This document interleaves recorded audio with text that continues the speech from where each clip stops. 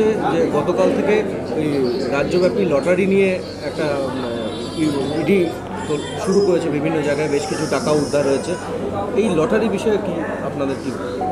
এসব তো সরকারের বলা উচিত, করছে তো ওরা, শাসক পার্টি এর সঙ্গে যুক্ত এবং দুটোই তৃণমূল বিজেপি উভয়ের এখানে যুক্ত। আর বাকি আছে লুটেরা, যারা এইসব কাণ্ড করে তারা তো আছেই।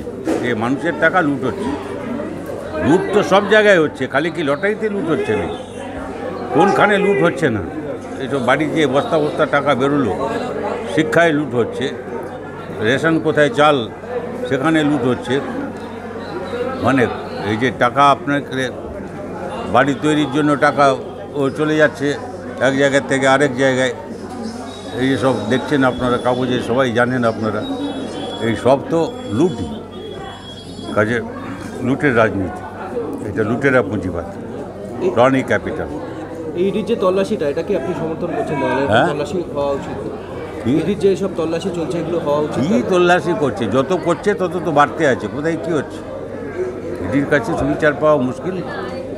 যাই হোক, আমাদের ওরা ঠিক করেছে যে একটা ওইখানে অভিযান হবে, ইডি ইত্যাদি এসব অফিস আছে, ওখানে একটা অভিযান হবে প্রতিবাদের জন্য। সেটা ডেট কোনো নির্দিষ্ট হয়েছে? হ্যাঁ হয়েছে, কল দেওয়া হয়েছে। কত তারিখ? 26 তারিখে না, 21 তারিখে, এই মাসের 21 তারিখে। ইডি অভিযান সিজিও কমপ্লেক্স। ওখানেই সবার অবস্থা।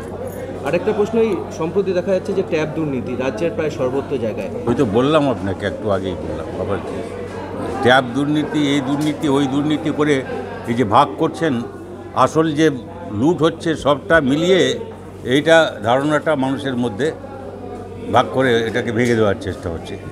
এটা সবটা অবশ্যই সরকার, কেন্দ্রীয়, রাজ্যের, এদের মদত ছাড়া এসব হয় কী করে করছে?